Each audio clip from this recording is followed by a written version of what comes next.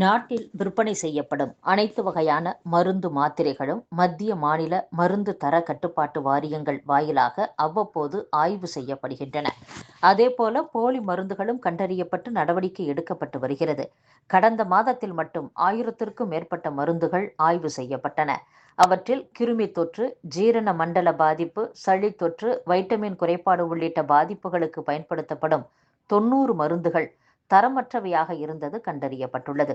அதன் விவரங்கள் மத்திய மருந்து தர கட்டுப்பாட்டு வாரியத்தின் https://cdsco.gov.in என்ற இணையதளத்தில் வெளியிடப்பட்டுள்ளன.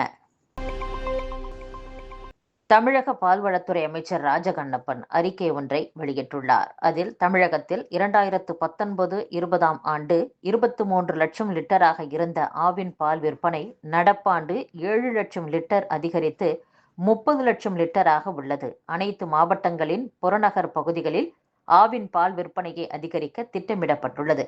இதன் ஒரு பகுதியாக பொதுமக்கள் உடல் நலத்திற்கு ஏற்றவாறு வைட்டமின் ஏ மற்றும் டி செறிவூட்டப்பட்டு அனைவரும் விரும்பும் வகையில் கிரீன் மேஜிக் பிளஸ் பால் சோதனை அடிப்படையில் சில மாவட்டங்களில் அறிமுகம் செய்யப்பட உள்ளது.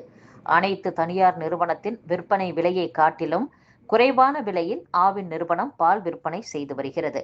புதிதாக அறிமுகம் செய்யப்பட உள்ள பால் பொதுமக்களின் விருப்பத்திற்கு ஏற்ப விற்பனை செய்யப்படும்.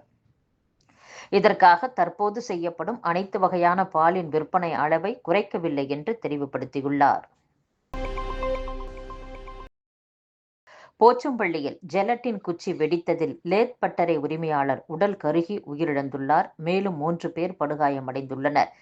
ஜெலட்டின் குச்சிகளை வைத்து பூட்டிய பாக்ஸை அவர் ட்ரில்லிங் மிஷின் மூலமாக திறக்க முயன்ற போது பாக்ஸ் பலத்த சத்தத்துடன் வெடித்து சிதறியது. இதில் உரிமையாளர் ஜெய்சங்கர் உடல் கருகி சம்பவ இடத்திலேயே உயிரிழந்துள்ளார்.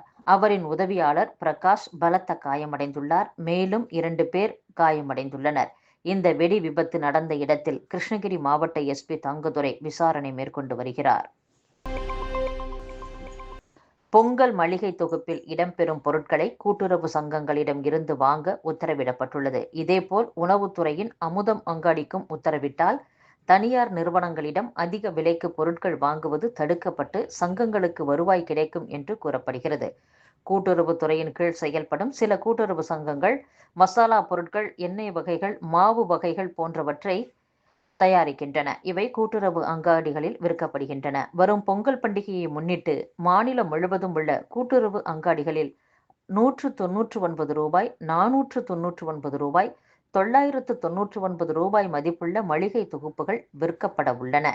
இந்த தொகுப்பில் இடம்பெற்றுள்ள மஞ்சள் தூள், மசாலா தூள், மாவு பொருட்கள், எண்ணெய் வகைகள் போன்றவற்றை ஈரோடு, காஞ்சிபுரம், மதுரை, செங்கல்பட்டு, கடலூர், விழுப்புரம், சேலம், திருவள்ளூர், கோவை, திருவண்ணாமலை ஆகிய மாவட்டங்களில் உள்ள கூட்டுறவு சங்கங்களில் இருந்து மட்டுமே வாங்க வேண்டும் என்று அங்காடிகளை நடத்தும் அதிகாரிகளுக்கு கூட்டுறவுத்துறை உத்தரவிட்டுள்ளது.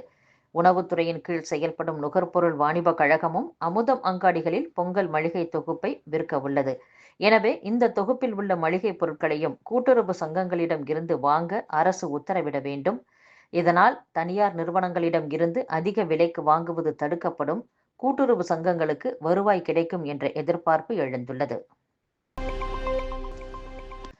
சென்னை, திருவள்ளூர், காஞ்சிபுரம், செங்கல்பட்டு ஆகிய 4 மாவட்டங்களுக்கு இன்று முதல் 3 நாட்களுக்கு கனமழை எச்சரிக்கை விடுக்கப்பட்டுள்ளது.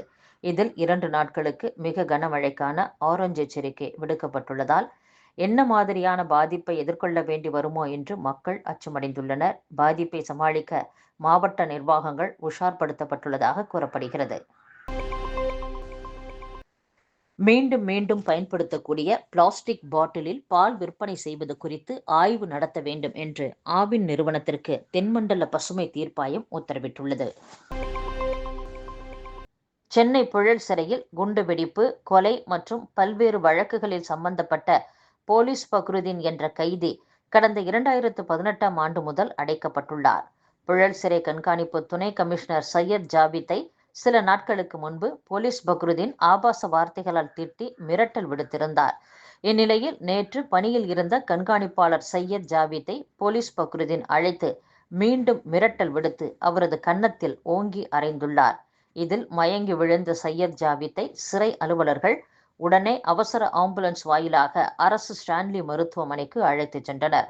தற்போது மருத்துவமனையில் அவருக்கு சிகிச்சை அளிக்கப்பட்டு வருகிறது. இதுகுறித்து சையத் ஜாவித் புழல் காவல் நிலையத்தில் புகார் கொடுத்துள்ளார். வழக்கு பதிவு செய்த போலீசார் விசாரணை மேற்கொண்டு வருகின்றனர். பங்குச்சந்தை ஒழுங்காற்று வாரிய தலைவர் மாதவி புச் விவகாரத்தில் மத்திய நிதியமைச்சர் நிர்மலா சீதாராமன் உறுதியான நடவடிக்கை எடுக்க தவறிவிட்டதாக காங்கிரஸ் குற்றம் சாட்டியுள்ளது. பெண்கள், குழந்தைகள் மற்றும் மூன்றாம் பாலினத்தவர்களின் பாதுகாப்புக்கு நாடு தழுவிய கடுமையான வழிகாட்டுதல்களை உருவாக்க உத்தரவிடக் கோரி தாக்கல் செய்யப்பட்ட பொதுநல மனுவை உச்சநீதிமன்றம் விசாரணைக்கு ஏற்றுள்ளது. டெல்லி மற்றும் பெங்களூருவில் நிலத்தடி நீர்மட்டம் அபாய கட்டத்தில் உள்ளதாக மத்திய அரசு தெரிவித்துள்ளது. டெல்லியை ஒப்பிடும்போது பெங்களூரு மேலும் அபாய கட்டத்தில் இருப்பதாக மத்திய அரசு தெரிவித்துள்ளது.